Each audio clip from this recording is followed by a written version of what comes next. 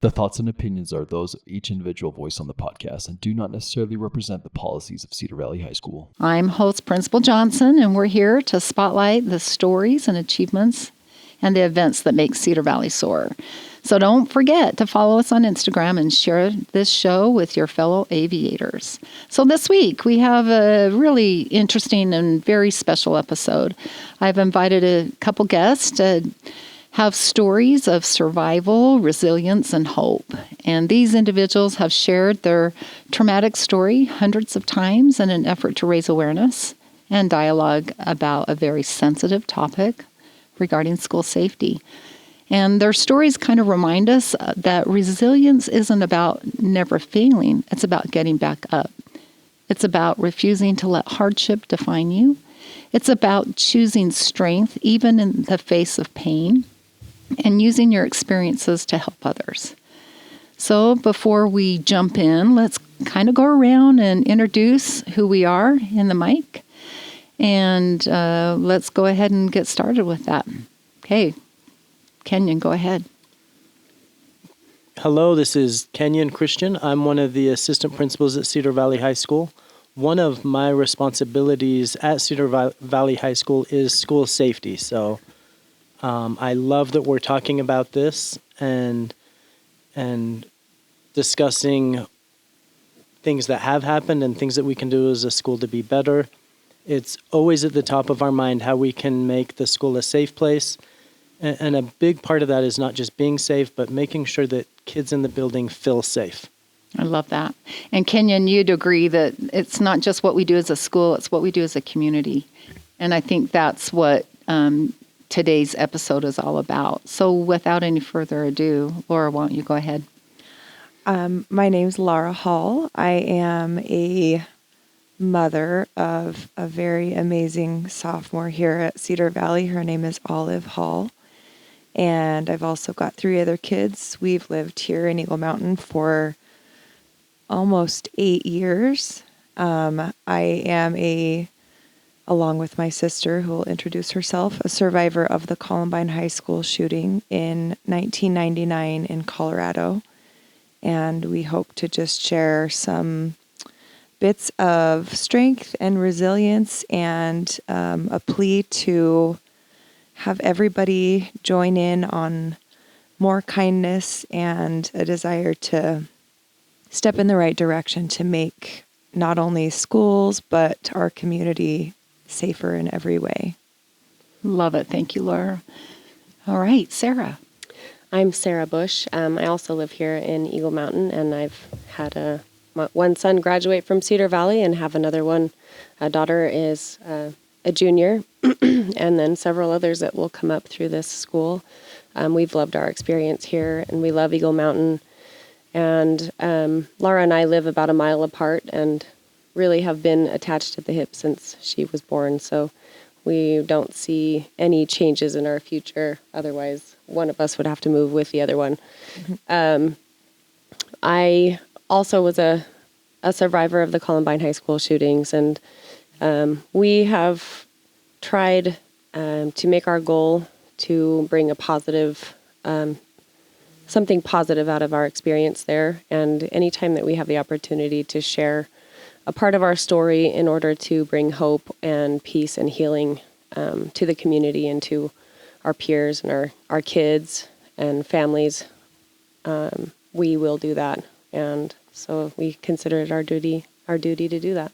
Thank you, Sarah. Last week they were in the office sharing their story with myself and a few other admin, and I just couldn't stop thinking about it all weekend. I was very touched. I think this story needs to be shared out loud in huge volume. So Laura, would you be willing and comfortable sharing what that day was like for you in contrast to your sister Sarah? And Sarah, feel free to pipe in. Let's talk about that. I know this is not easy, and I felt the emotion. I saw the emotion in your faces last week, and it just touched my heart. So let's start with that. Yeah, I will definitely share kind of the timeline of events and a little bit about what I experienced on that day. It was April 20th, 1999, And times were very, very different back then. It's hard to imagine a time where cell phones were not really prevalent at all, but that was then. So communication with the outside world was a little bit different now. But I had just entered into my lunch period. It was around 11:15 in the morning. And how detailed do you want me to? I really think we really share some of the things that you shared with me that are your experience. Okay. Kind of step us through what you were experiencing Okay. minute by minute. Okay. And we can go around to policy and other things later, but let's Okay. just what you saw. If we had a movie in your mind, what would we see? Okay, perfect. I forgot to mention, I was a freshman at Columbine, so I was 14 years old, which I think is a crucial part of the story because no one should ever have to experience such a thing. But I think especially when it comes to kids, you just haven't grown up yet. Your brain hasn't matured. Nobody knows how to handle this kind of thing. So we had just gone to our lunch period, and I sat down with my friends, and pretty soon, I would say maybe just a couple of minutes into the lunch period, if even that, everyone in the lunchroom all of a sudden got down on the floor under their tables, and it was just like a big wave of everybody doing that, and it got very, very quiet. And I was kind of really on the other end of the lunchroom, right where you would take the stairs to go upstairs. And we sat under our tables for a very short amount of time. I would say probably 30 seconds maybe, but it's hard to remember a lot of details. But Can I interrupt on that? Yeah. And the reason why you were on the floor was because of a custodian, right? well, the reason why we were on the floor at that point, we didn't even know yet. So the custodian had not come by until after we got down on the floor. We later found out that some kids heard that the two shooters were shooting outside, and kind of the wave of people, like if you think of a wave at a baseball game, it got to us after it got to everybody else. So we were the last ones to get down under our table. People on the other end of the lunchroom kind of already had an idea of what was going on. But once we were down there for a few minutes, maybe 30 seconds, the janitor ran by and said, "Everybody get up, everybody run." And so it was definitely a mass chaos situation. Kids, and Columbine was quite a large school, similar to Cedar Valley. So the lunchroom was packed with kids, and you're having someone tell you to run. And it was very aware that we were in a dangerous situation, although I didn't know details yet. But you're not thinking very clearly. You're not thinking logically, where should I go? Where should I exit? And every kid was running in a different direction. And it was just the epitome of chaos. I decided to hop over a railing that was right next to my table and run upstairs. And my best friend and she wanted to go and tell her sister what was going on. And it was interesting because I was sitting at the lunch table with her, and kind of in all of that chaos, I lost her. So I'm surrounded by people, but I found myself completely alone, not with anybody that I knew, and running up the stairs, not knowing where to go. And she actually happened to just get a new pair of shoes like the weekend before. And in her running, she dropped one shoe down the stairs, and she actually went back to get it. And it was a blessing because I was standing on her shoe, and I do not see that as coincidence at all. We found each other, and truly, I have no idea what I would have done if that didn't happen. So we went into the choir room. She wanted to find her sister. who was a senior, and they were still singing. They were practicing their notes and had no idea what was going on outside. And these two little freshmen run in, and by that time we had heard gunshots. We knew someone was shooting. So we went in screaming, "Someone's shooting, someone's shooting." And there's one door in that we went into the choir room, and then there was another door, and the choir teacher tried to get everybody that he could to follow him out of that other door. Again, it was just chaos because this was not something that anybody practiced for, to hurry up and quickly find an exit as fast as you can. It would just not in our brains. And so my friend and I did not follow the teacher. We went into the choir room and hid under a couple of chairs. And kids were trickling out of the classroom when we realized that we were going to be left alone in there. So we ushered ourselves into the choir room office, which honestly felt like a big closet. There was no window. There was really nothing in there aside from some desks and a filing cabinet. And Whose idea was that to go into that closet? That at that time, had the teacher left? yeah, the teacher was gone, and I guess just some of us straggler students, probably some other students, I would imagine, who came in from the hallway trying to find refuge.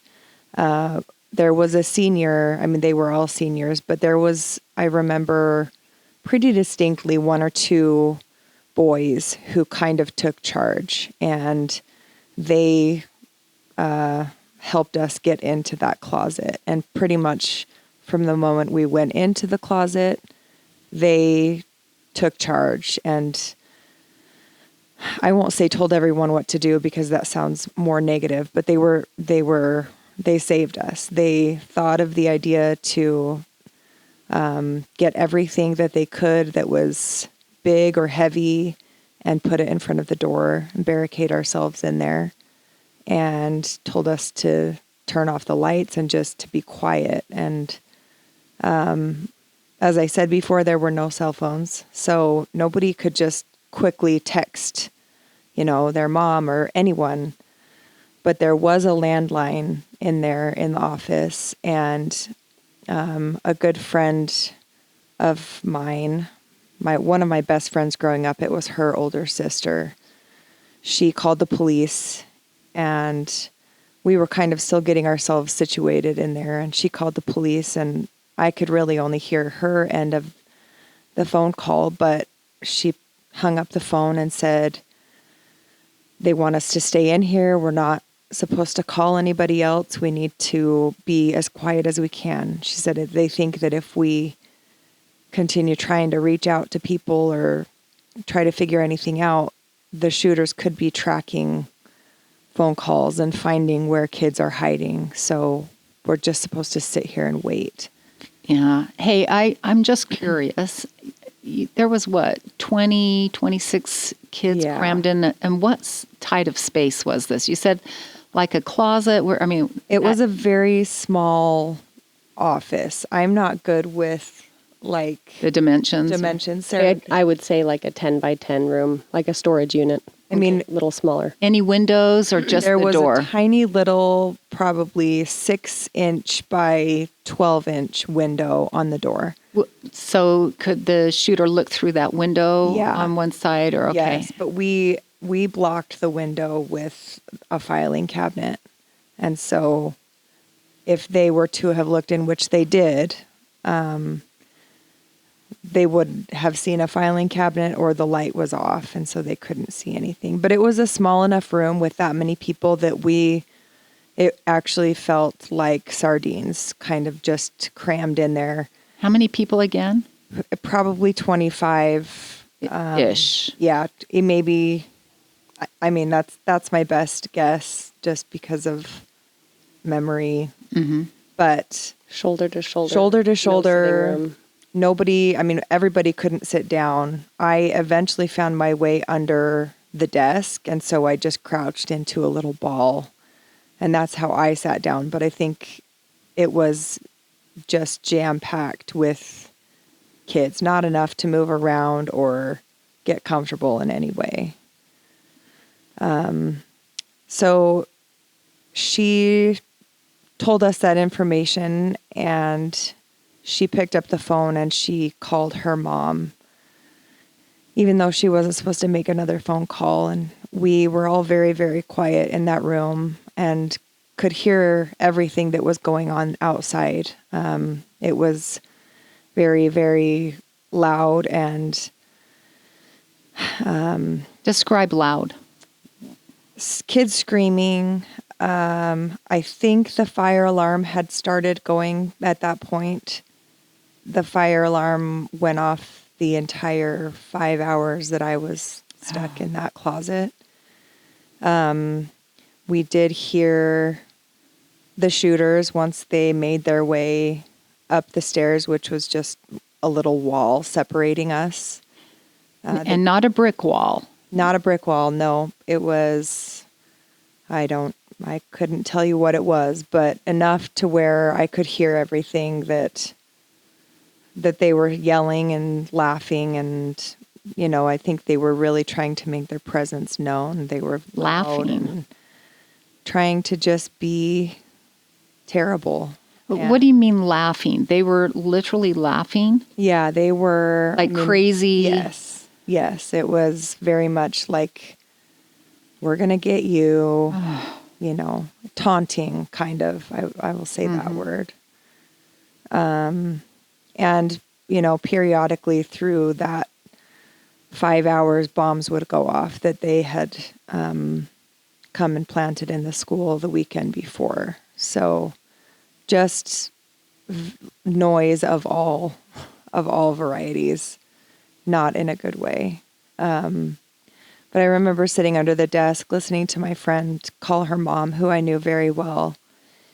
And she told her mom that she loved her so much and she thanked her for everything that she had done for her. And she said, I think this might be the last time I get to talk to you, and I don't know if I'm ever going to see you again.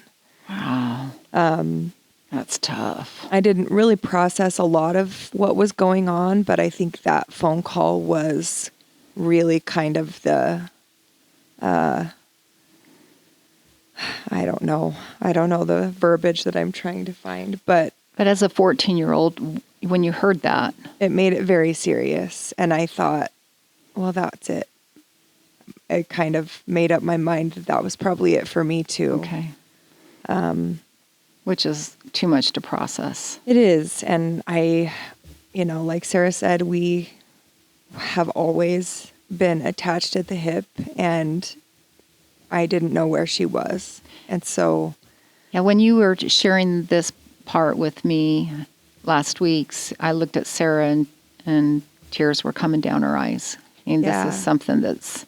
It's a hard thing to think about. It's, if we were both to tell our story separately or together, even though we were in very different circumstances and different parts of the school, our main focus was each other. And imagine, we have that blessed little type of a text to a sister, but we did not have that then. And the only thing that I could think of to do was pray that I would know that she was okay. I didn't even think to pray to get out of it myself, because I had kind of given up the idea that that was something that was going to happen. But I did pray mightily for her, and that I would know that she was okay. And I felt a very calm and peaceful feeling probably about an hour into sitting in that choir office. And it was such a blessing, because I just really felt like she was okay. I knew that she was okay. Wow. So how many shots do you think you heard? Or maybe that's too specific. It was probably just a blur, but you heard lots of shots, bombs going off. I think that they did a lot of shooting, probably, with their guns up in the air and Hitting lockers, hitting windows. yeah, Just really- making mass damage, as much damage as they could. right. They were doing. And you said earlier that the bullets could have gone through. In fact, my some mind, did. in my 14-year-old mind, yes, they could have. Okay. If we had law enforcement go in right now and verify that, I have no idea. But in my mind, because I could hear them so closely and there was just a wall, that was a very real fear for me. Because the office was placed on sharing the same hallway hall. Yep. Okay, that And- same wall. Yep. The same wall as the stairs and then the same wall as the hallway. And then they came into the choir room as well. But to them, it looked like it had been deserted and we were very, very quiet. So they left. But what they did, the total time from start to finish before they took each other's lives was probably 20 minutes. So,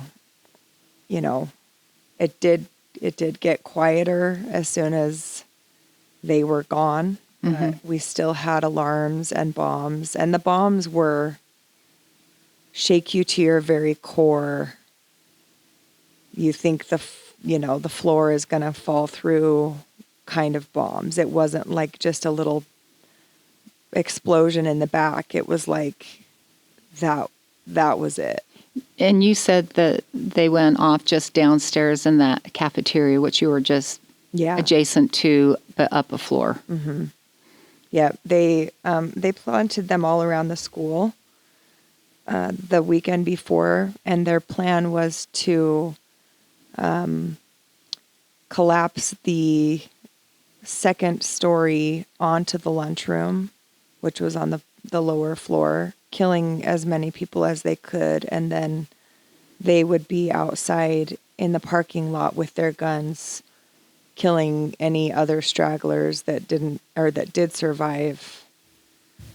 And their bombs did not work the way that they wanted them to, so they went with plan who knows what, and instead started shooting outside and came in the cafeteria and started shooting inside as well. So And you had just left that, if you wouldn't have left when you did, I it would have been within minutes, right? Yeah, I later I tried to read one of the shooter's mom's books. She wrote a book called A Mother's Reckoning. And there's a lot of police information in there, a lot of logistical information. And I found out that their main bomb was within inches of me at my table. Wow. And had it gone off like they'd planned, it's just a hard thing to think about. Yeah, I'd say. So we ended up being stuck in that closet for about 5 hours. I had to go to the bathroom in a thermos. We couldn't leave. We really didn't talk. I mean, we were dead silent the whole time. It got very hot in there. So many bodies and no fresh air. We actually had to lift me up into the ceiling panels to try and get some fresh air because I was hyperventilating. But we heard some pounding on the door about 5 hours later, and that one senior that I talked about had some discussion back and forth and discovered that it was the SWAT team to come and get us. And I call this trauma part 2 of the day. They, were coming out into the light after having been in this pitch black closet for hours and knowing that we were going to be rescued. But it was a very traumatic rescue. They had about 2 lines of 6 SWAT team in the choir room with their guns pointed at us and yelling every word that they said, and a lot of words and language that they said was not language that I was used to hearing. It was very, very scary. There was no comfort in the fact that we were being rescued. In fact, I would say my fear was heightened Wow. a lot. They had us hold on to the person in front and back of us, either their belt loop or a piece of clothing, and we had to walk out in a single file line. They took us down the stairs in the auditorium and led us back into the cafeteria. And to this day, I just really don't know why they made the decision that they did, but we waded through the cafeteria. There was probably about a foot of water with food and backpacks, and just, it was a mess everywhere. They took us out the door that the shooters came into the school in, so the doors were shot out, the glass was shot out, there was bullet holes everywhere, there was blood, and they wanted us to go out and put our hands over our head and run up to kind of like a cement landing outside where police cars would come and take us out to a different spot. And we went out, and SWAT team was lined on the roof with their guns pointed at us. It was just terrifying. It was, and you can go find footage of that. You'll see me on running out with my hands on my head. But the pathway to where we needed to get to was the exact pathway that the shooters had come in. And so I started running and had to stop because one of my classmates from second grade was on the ground. They had killed him outside, and we had to step over his body to get to where we needed to be. And my emotion in that moment was just very angry. It's something that I will never forget. We ran up the stairs and were at another person whose life had been taken, and we had to walk over their body as well. And then we waited on this landing, just kind of hunkered down, waited for police cars to come and take us out. And they took us out to a parking lot. This is why I'll say reunification is such a huge deal. They took us out to a parking lot where they put us on buses, where the buses then took us to a nearby elementary school that was about a mile away. And there was another reunification spot another mile away in a different direction, kind of forming a triangle with Columbine. And we got to the school, and their process had been to put each kid on the stage and yell out their name and wait for somebody to come and get them. And it was probably maybe between 6 and 6:30 at this point. And they called out my name several times, and there was nobody there to get me. I didn't see anyone that I knew. And we were the very last group to have been rescued from the school. At the time when you needed that most. Yeah. And the roads were closed, the phone lines were closed. So I later found out my family was at the other location trying to get find to you. me. And you think what was going through their mind when you're not there? Yeah. Well, Sarah will let you know exactly what was going through their mind. But it was dark by the time Sarah and my mom and grandpa came to get me. My dad was out of town on a business trip. And I kind of was just passed back and forth between some families in our church. Never once stopped crying. Never once really could process everything that I saw or heard. still hadn't seen Sarah or had any other confirmation aside from the fact that I felt peace knowing that she was okay. Wow. So once they walked up outside, I will say that was absolutely probably the greatest moment of my life, even still. So Wow.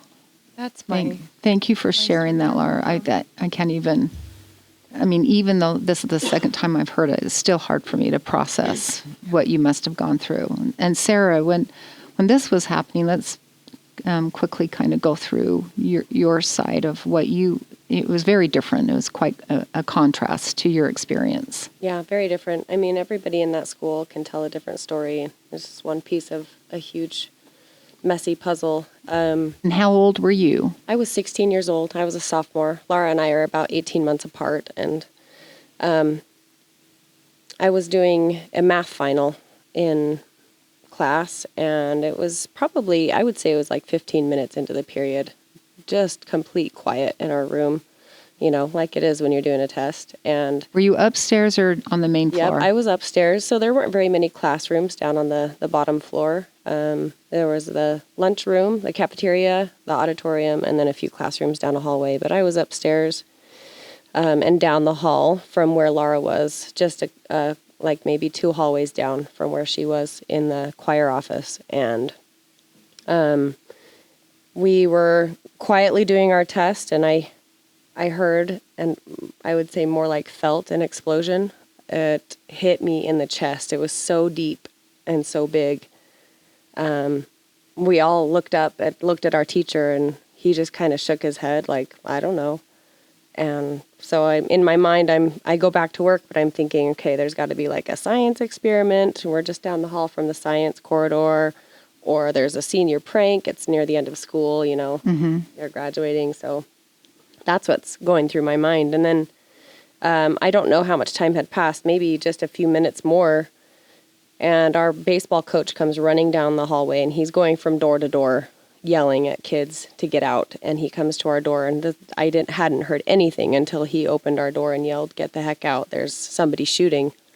And that takes a long time for your teenage brain to process when that's not something that has ever crossed your mind as a possibility. This was the first of very, unfortunately, too many school shootings. It wasn't something that we ever had drills for or knew how to handle, had never talked about it. And so our first instinct was to get up and run. I ran out of that hallway and had to kind of get out of the corridor of that hallway into the main hallway, which was where the shooters had come up the stairs. And I don't know why, but I turned to the right and headed towards the front of the school, which was the opposite direction of the shooters. The hallways were dead quiet. There was not a soul to be found. I imagined there would be people running and screaming for their lives, but that was not the case. And looking back in timeline, they were either in the library doing what they were doing, or they had already been deceased, and these brave teachers were going out and clearing people as fast as they could. So we ran out and ran across the street into a field, and nobody... Were there teachers with you? No teachers. I don't know what happened to my teacher. Not a single teacher or authority figure took control of that situation. It was just groups of kids huddled in this field, and I'm sure there were teachers out there, but nobody really tried to organize any sort of, let's get together, let's go here, go there, whatever. And so we just sat there and we watched as the SWAT team pulled up to the front of the school. We watched them back up behind the truck, using it as a shield. And just a few seconds after that, we heard gunfire being exchanged. And at this point, I'm standing in a group of friends, one of which happened to have been with Laura at the lunch table. So I had asked her, "Where's Laura?" She's like, "I don't know, I was just with her." And so, immediately that's my thought is, I don't know where she is. I don't know if she's gotten out. And I actually ended up with the sister that she went to go find in the choir office. She had gotten out with me. And so Wow. Weird coincidences, not coincidences at all, but as soon as that gunfire started, it was just complete chaos again, screaming, crying, running into the neighborhood behind us. We hopped a lady's fence and ran into her house. She opened the door, must have been watching what was going on, and probably 10 of us sat on her couch, and she kind of took us in, and we watched the news and saw the beginnings of those stories coming across, and it was just completely surreal. It was unreal. Sarah, had you called your parents at that point? No. Used her landline? No, nobody. She was able to call, I don't know, I think she called maybe the school where we were trying to get to. It was about a mile away, the elementary school that they had picked as the reunification point. But no, that it wasn't an easy thing to just make a quick phone call. In fact, by the time I did get a phone, it gave you the busy signal that all circuits were busy. It was there were so many people trying to get word out or connect that you could not even Place the get call. through. Nope. Gotcha. So no, I didn't reach anybody until I had she piled us in her van and we got to that elementary school. And just like Laura said, they put us up on the stage. But your process, your experience was vastly different. Very different. Yep. Very Can you different. walk us through that really quick? Yeah. I mean, I stood up on that stage and waited for probably an hour, and my grandpa had been working nearby and was able to come get me. So the traffic for people to even come to those the roads locations. were closed. And how did they even know where to pick you guys up? I honestly don't know. I believe that it came across the news. My mom had been actually getting her nails done, and she said the news started to say, you need to get to these 2 points to get your students. And that is standard practice. That has been in my experience. We don't let the public know where those locations are going to be, because you don't want the active shooter or the threat to know where that is. But it's just interesting to see how this all played out. Right. Yeah, it was pretty much everything not to do nowadays. So I did eventually make it to my mom. She happened to be at the other point, which was the public library. And when I got to her, they would not let me in the doors of that library. They didn't know who I was or what I was doing. But I saw her standing in there, and I pushed through the doors. Somebody was probably yelling at me not to, but I didn't care. I didn't realize you were one of the victims. No, yeah, I got in and hugged her, and I really expected, honestly, to see Laura with her. And when she wasn't there, that was a kind of a punch to the gut that something really wrong was happening. Yeah. And at this point, they were estimating, 25 kids dead. And that is really difficult to process. It's not something I think, as much as I was trying to gather my thoughts, I just couldn't imagine. I just couldn't, I'm thinking of all my friends and the people I see in the hallways and who is it? And as they would rescue kids from the school, they would put their names up on a whiteboard about every half hour or 45 minutes or whenever they would rescue them. But your name wouldn't have been on that board at that point because... No. Okay. No. No, and Laura's name didn't show up until the very last list was released. And that, that was, oh my gosh, what a relief. We saw her name on that list, and we just couldn't contain our relief. It was unreal. Okay, thank you for sharing, you guys. Those are tough stories to share. Well, let's now talk about how that event changed the way you view high school now for you, community, or even your daily life. I do know that you guys run. Yes. I mean, how have you coped with that? How has this changed you? Yeah. I mean, for a really long time, I couldn't go into even a school setting. Made me really nervous. When I had kids of my own, I have 5 kids, and when my son was in kindergarten, that was when the Sandy Hook shootings happened, and it's like you think you've dealt with the grief and the fear until one more happens, and it's like being sent right back down to the bottom, and you have to try and claw yourself back out. And I remember just driving like a maniac to get to that school where he was and picking him up. And I cried all day. I'm sure. And so, in that way, Laura and I have had to deal with a lot of post-traumatic stress. We have panicky moments. I wouldn't say panic attacks necessarily now, but just times of grief and fear. And we started running kind of just as a family thing as kids. And as we got older, it started being a really therapeutic way for us to deal with these things. When we can go out and run together, we process a lot, we talk a lot. Sometimes we're quiet, sometimes we don't say anything at all. But it's been a way for us to not only deal with those things, but other things in our lives that we're having a hard time with. And it shows us that we can do hard things. It's like a daily confirmation that we can do hard things and overcome hard things. We actually got to run the Boston Marathon together on the 20th anniversary of the school shootings, and that was a really big deal. That was a huge goal that we had both had, and being together 20 years, we get together every year together on that anniversary of April 20th and try to do something positive and uplifting to change You the guys- emotion of that day. So You're certainly an inspiration to me, and I'm sure to our community as well.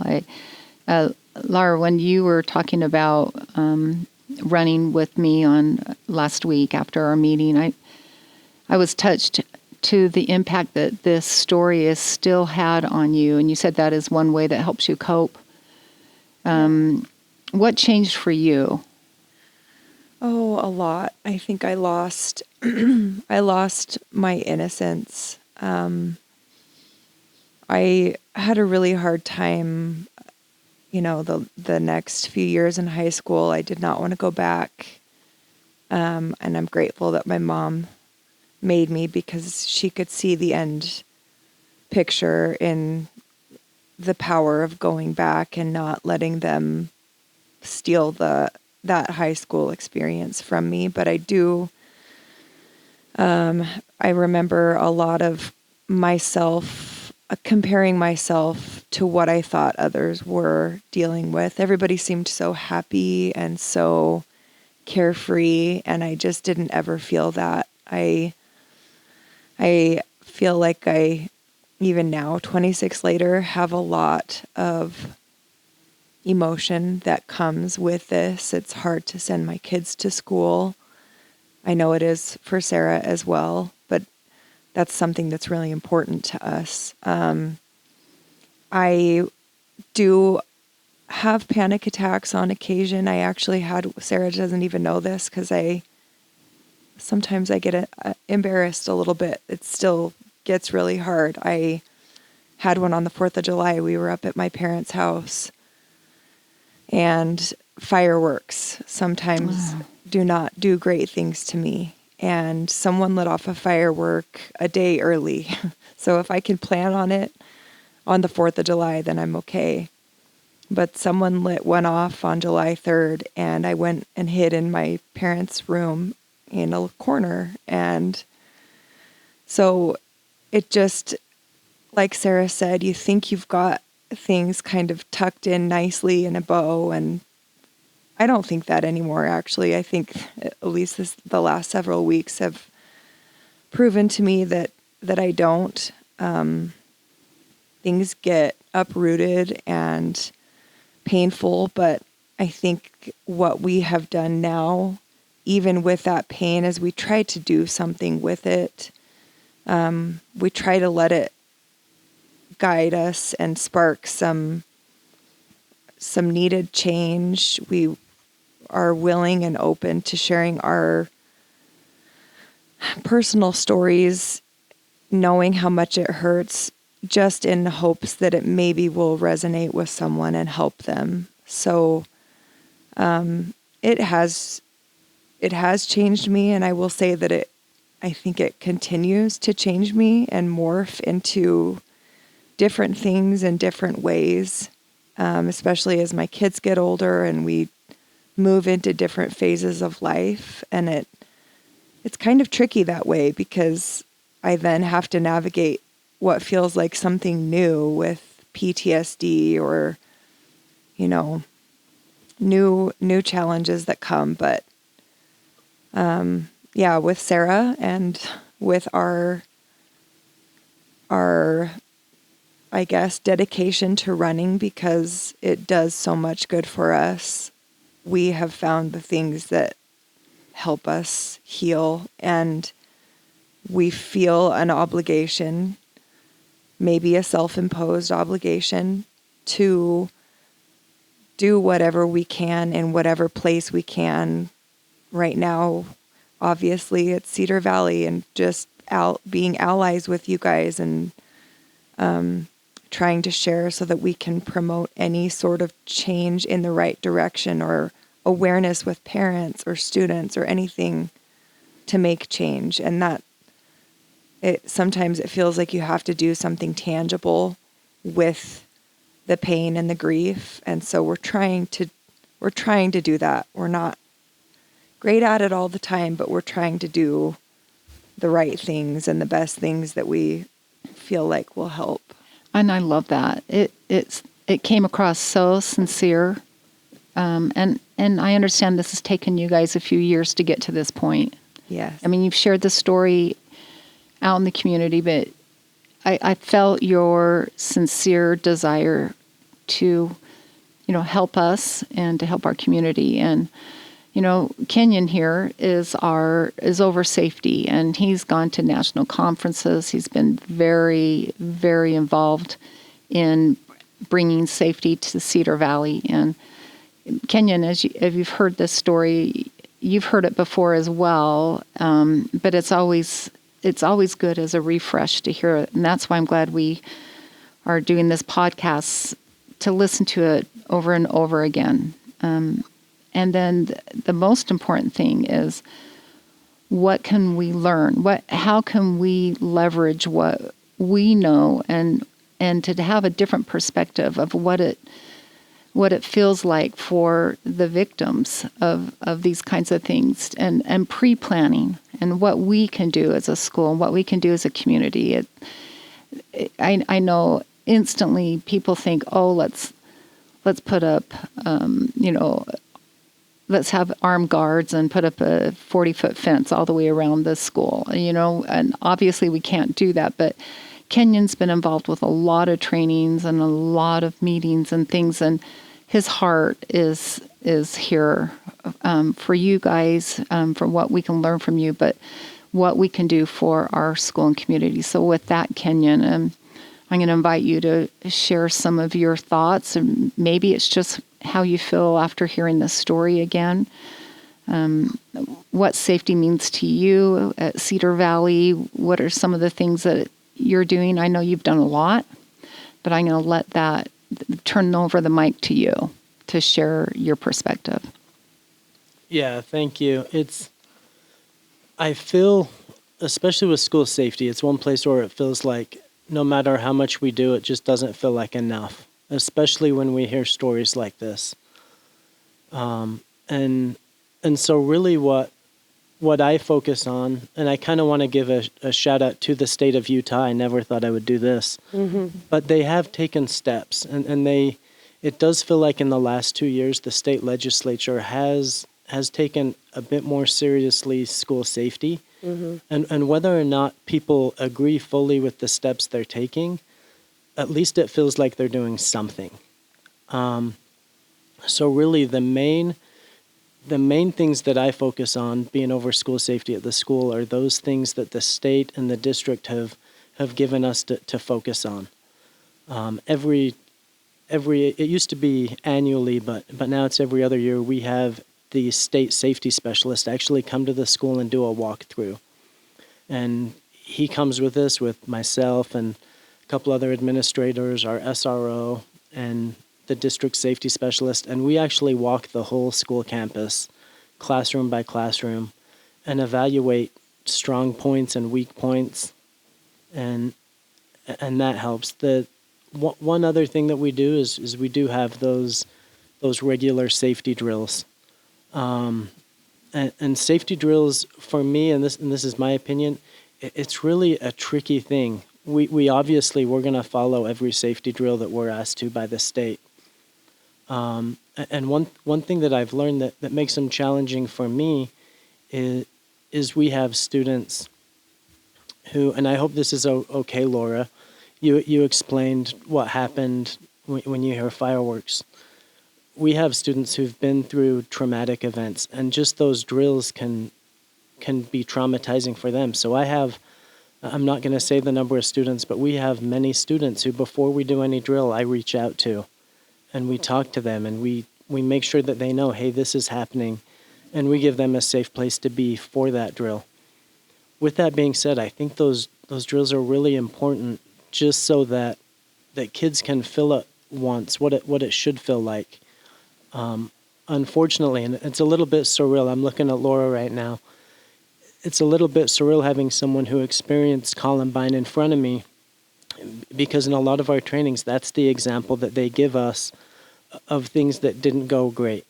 And I'm sorry, Laura. No, we've been told for many years it's what not to do. And so it's difficult for me, because I'm looking at Laura's lovely face, and it's like, I don't want to say this, but a lot of the trainings we do, they do use Columbine and say, hey, this could have been better.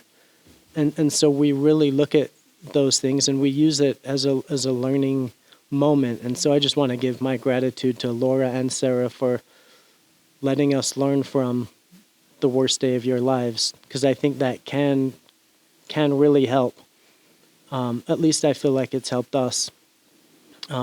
Other things that we do is really our focus with our counselors and everyone on just making sure that everyone feels socially and emotionally safe enough that if they do see or hear something, they're comfortable enough coming to an adult to say something. It's so essential. I mean, we have almost 2,700 kids in this school.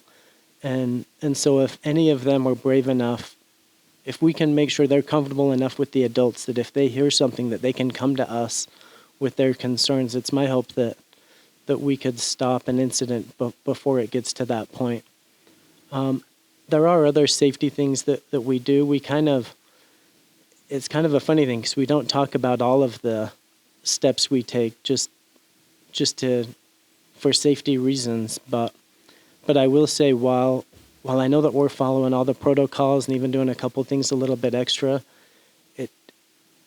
we hit the point where we just hope we're doing enough, and ultimately we pray that what we have done and the steps we've taken will be enough should we ever need them, and really we just hope we never do. We hope that our connection with students and all students can help people feel safe. And one thing that I really focus on, it's what I like to talk about when we meet with teachers and the school and the community. It's not enough for us to feel like the school is safe. We need our students to feel like they're safe. Mm-hmm. And to feel like this is a place that they can be, that they can be comfortable and safe and not have fear of those threats.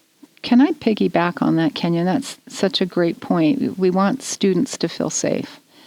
You mentioned we want them to feel comfortable where if they do see something or hear something, we have the Safe Utah app that students can report things on, and we've chased a lot of things like that down.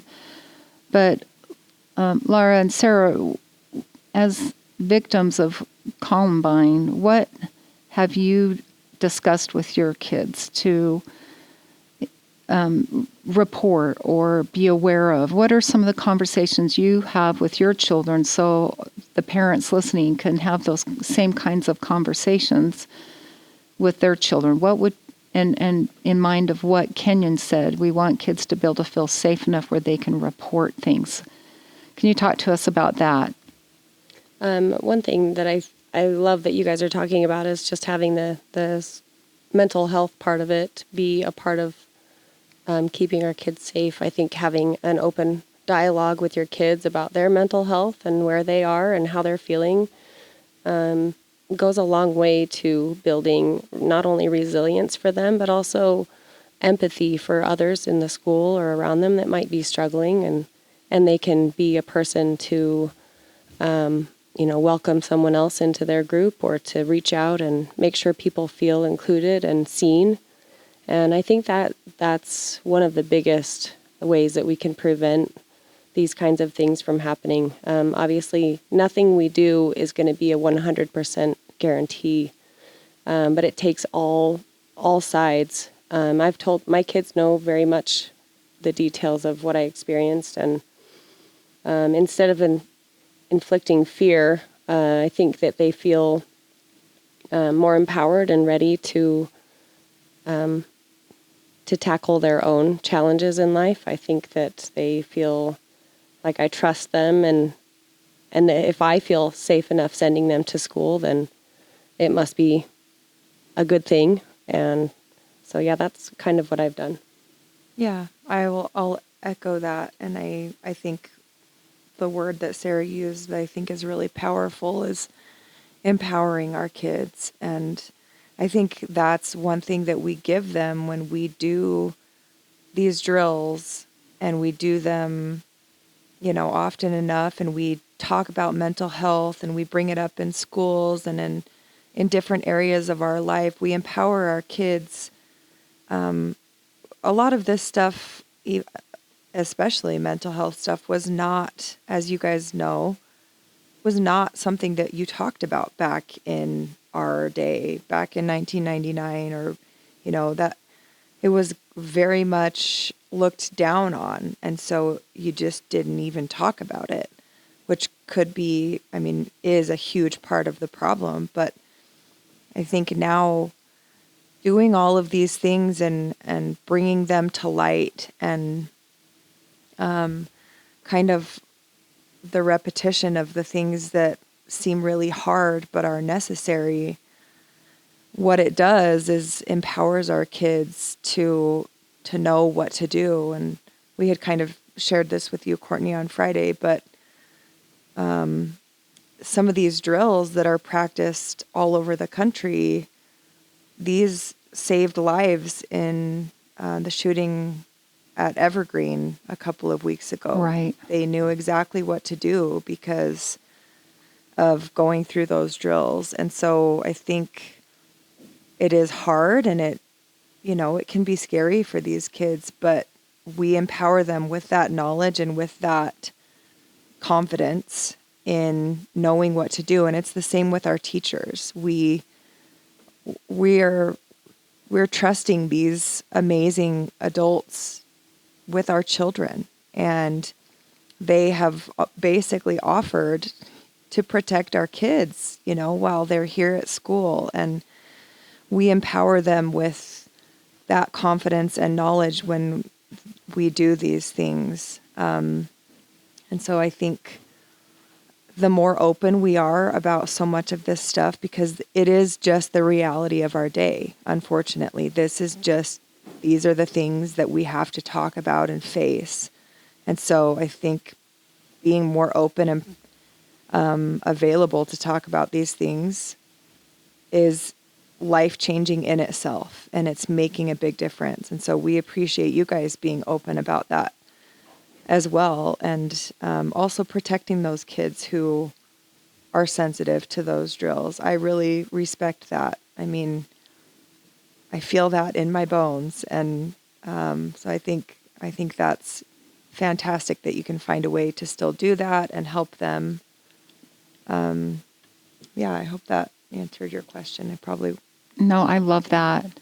And as we wrap this up, something that came to my mind, and this is from listening to all of you, is how important it is to talk to our kids, to be inclusive and just take care of our community with love and kindness. We're going to have a focus actually here. We're going to do some really cool events with these kids coming up. I don't want to be a spoil alert, but we're going to have a wonderful day where we bring in a guest to talk about some things that we can do as a school culturally, partly in response to this, partly in that it's just we need to take care of each other. The kids need to be kind, and say hi to somebody who's isolated. And I'm not the expert of Columbine, but it seems to a lot of kids that get in this situation when they're the perpetrator, they themselves are really struggling, and we need to just be aware that if somebody's struggling, reach out to them and be kind, and that would be what my message would be, to increase that hope. But with closing this, what message of hope would you share with the students who may feel anxious about school safety today? What's some of those messages that you might have? And I invite, somebody's phone just went off. I would invite Kenyon to join in on this, as well as Sarah and Laura as well. Let's just kind of go around and end with this. What message of hope would you share with students who may feel anxious about school safety today? And I'll start with you. Just know that any amount of potential fear that you may have facing these drills, or it's all, so much good can come from doing these, and you will be more confident and more empowered knowing the things that you do. And I would say, don't ever forget how strong you are and how resilient you are, because we as humans are built that way. And I think we often forget that, and we're told the opposite so many times. But man, the youth these days are very, very strong and resilient. I look at my kids and I look at my daughter and all of the things that she's doing and tackling, and I'm so impressed. So you guys are strong. You are resilient. Okay, we're back on. We got cut off for a minute. So Laura, you were talking about the kids having the ability to... Well, I think I was probably saying something amazing, like you guys have the ability to change lives. So go do that. My message to you guys is that we experience things in life, and we experience hard things. All of us experience hard things, and yours might not be the same hard as somebody else's, and comparing is a dangerous thing, but there's a lot of power in being open to sharing your story and sharing some of those hard things and how you've come out of it, or just sharing pain and sharing feelings. It can really bring us together and can empower others to feel seen and included and like they're not alone. And I encourage us to use our stories for good, just as Laura and I are trying to do. Be open, and we don't have perfect lives. Nobody has a perfect life. But we can be strong together in those stories. Beautifully said. Thank you. I love that thought, Sarah. And if we just assume that everyone we meet is going through a challenge, most of the time we're going to be correct. Right. And I think it's so important for especially teenagers to understand that not only do most people have challenges, but they're probably in the midst of one right now. Yep. Mm-hmm. To put on my assistant principal hat, I would just say please trust the adults as much as you can when it comes to, there's a reason that we take attendance. There's a reason we're such sticklers for hall passes and Minga, and a lot of that is we want to know who's in the building and where they are, and just so that we can do all that we can to keep students safe. I would also say, and this is something I say to all of I have 4 daughters, and I always tell them, don't be in a room where you don't feel comfortable. If anything makes you feel off or uncomfortable, please do what you can to leave the room. We'll clean up anything on the back end. And on the flip side, you need to do all that you can to make everyone feel comfortable in the places that you are. And just know that we love all of our students. We love you. We trust you. And we want to do everything we can to help you not only be safe, but feel safe at Cedar Valley High School. And Miss Courtney. I love that. I mean, all of our stories remind us that resilience isn't about never failing. It's about getting back up. It's about refusing to let hardship define you. It's about choosing strength even in the face of pain, like we heard today. And using your experiences to help others is my big takeaway. And like Mr. Kenyon said, please know that we love you and we care for you, and we just appreciate being able to interact with our amazing students and teachers and parents every day. And with that, it's a great day to be an aviator, and thank you for listening.